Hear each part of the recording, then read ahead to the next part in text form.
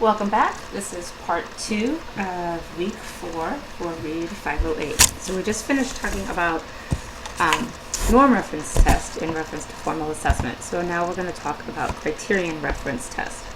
So criterion reference tests are a little bit different. Rather than being norm reference, they're linked to specific criteria, right? So they're linked to some sort of standard. They're considered more objective because they're based on specific performance standards, even though they can still be a form of standardized testing. So they're better to use for instructional decision making because of this link to the standards.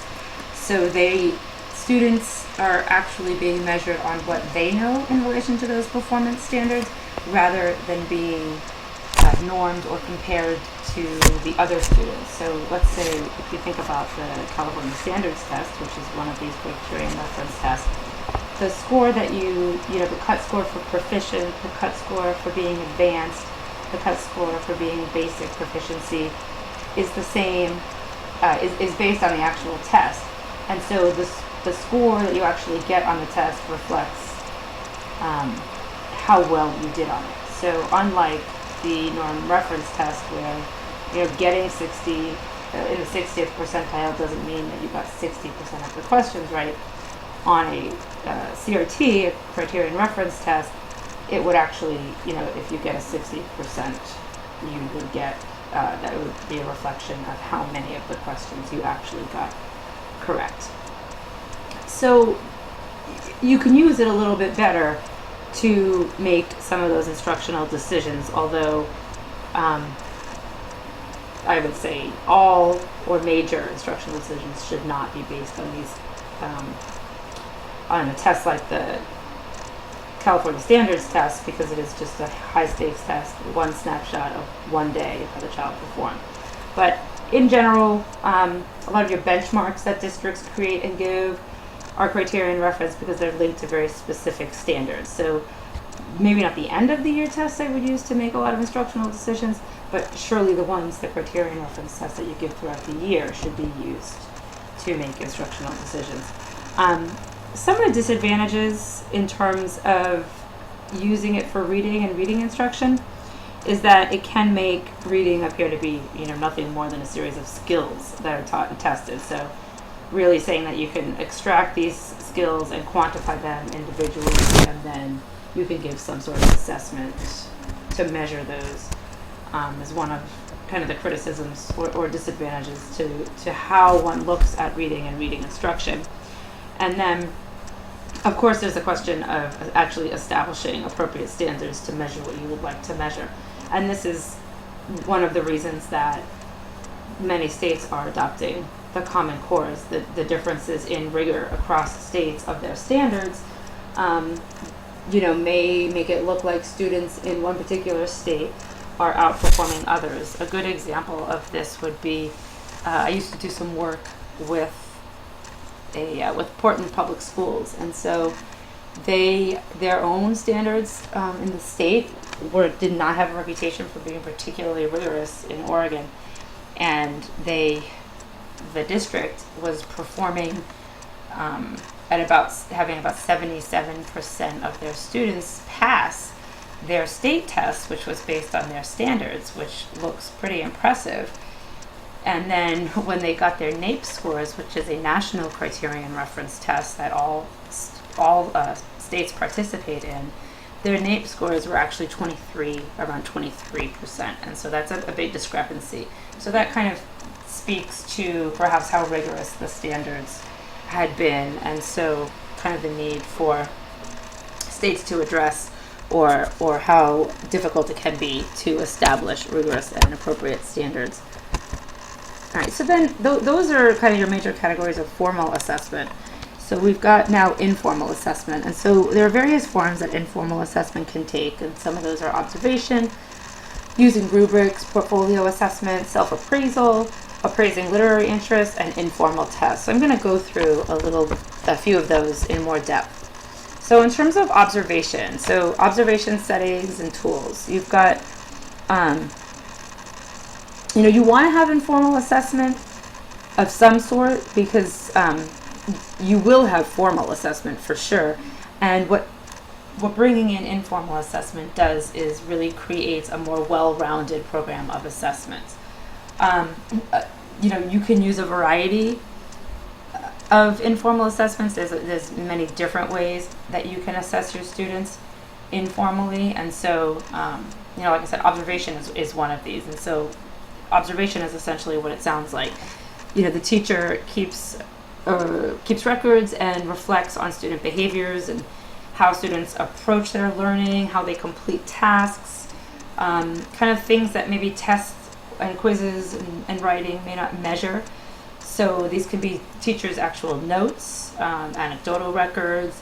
You can use checklists and rating scales. So let's say you want to walk around the classroom and you want to check off that students are, displaying certain behaviors. And when I'm talking about behavior, I'm not necessarily talking about like discipline type of behavior. I'm talking about learning behaviors as well. So you can have those checklists. You can provide rating scales. Conferences and interviews with students are helpful. Retellings, so having students, come back and explain to you what they learned. So these are, types of observation tools that you can use. One of the really, like I said before, good things about including informal assessment is that it paints a broader picture of student performance for you. So you get to see not just how a student performs on a test, but how they work when they're working on a project, how they work in a group, how they respond to you, how they answer questions, how they tackle an assignment. So you really get to see a much bigger picture of the student. So another interesting type of informal assessment or tool are the use of rubrics. Rubrics are a performance-based assessment tool, and what they do is they describe what students should be able to do at a particular rating or at a particular level, or if they get a particular score. So they're very specific.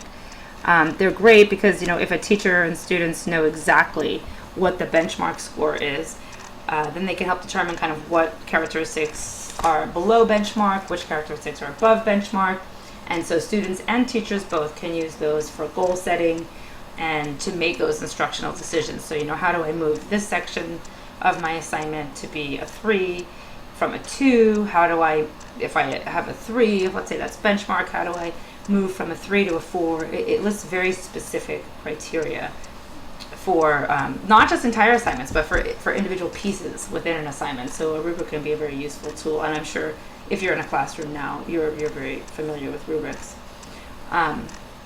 These can be part of a portfolio of assessment. So a portfolio of assessment is really just a record of learning, and you collect the artifacts of student work and progress. And so measuring this, and a great way to measure growth over the course of the year is to use these portfolios. So they include formal assessment, and they have all of these informal assessments, because we know that tests can't always measure or show us everything that we need to know about how students are learning. So, thinking about rubrics and then thinking about portfolio assessment is, you've also got this idea of self-assessment in there, right? And so with self-assessment, the students are actually setting these goals themselves. And so they're, measuring their own, progress. Years ago, I went to a Baldrige training when I was a teacher in Long Beach Unified, and Baldrige was kind of interesting because it brought a strategic planning model from the business world and applied it to the classroom. And so essentially, as a class, you set a strategic plan, and then in the individuals, you had a class mission statement, and the individual students had their own mission statements, and they kept records. They set goals in different areas, and they kept records of their progress towards those goals, and you would check in with them in conference. And so it was really, a good way to have students take some responsibility for part of that portfolio of assessment. So it was really an interesting thing to use in the classroom. Excuse me. Another thing that students can do too is to kind of keep like a reading record, right? So part of that portfolio or part of that self-assessment would have them keeping that reading record of all the books they read, which ones they enjoyed, which ones they didn't, and then they can kind of see their own reading history. So that's kind of cool. So then we've also got informal tests. So these are, tied to very specific skills. These are the types of tests you might give in a classroom. Many of them can be teacher created, or they can be diagnostics, right? Like a vocabulary screen, or if you give students a phonics screen, these could be considered informal tests. They're used for, diagnosis and instructional decision making and progress monitoring. So they're not these kind of high stakes formal assessments necessarily. Informal reading inventories, or IRIs, which is something you'll become very familiar with. You will spend a lot of time when you take Read 516 talking about IRIs. But generally what's part of an informal reading inventory is some kind of word list, like a spelling inventory. You get a running record of oral reading, you get a measure of comprehension, and it usually gives you some sort of indicator of a student reading level.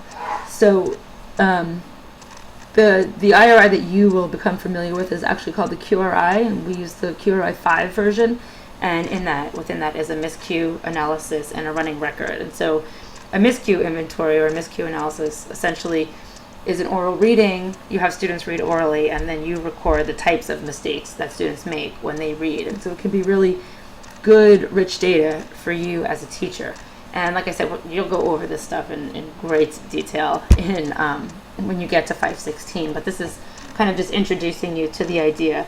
And you will do a running record this year, but you'll put it together as part of an IRI when you get to 516.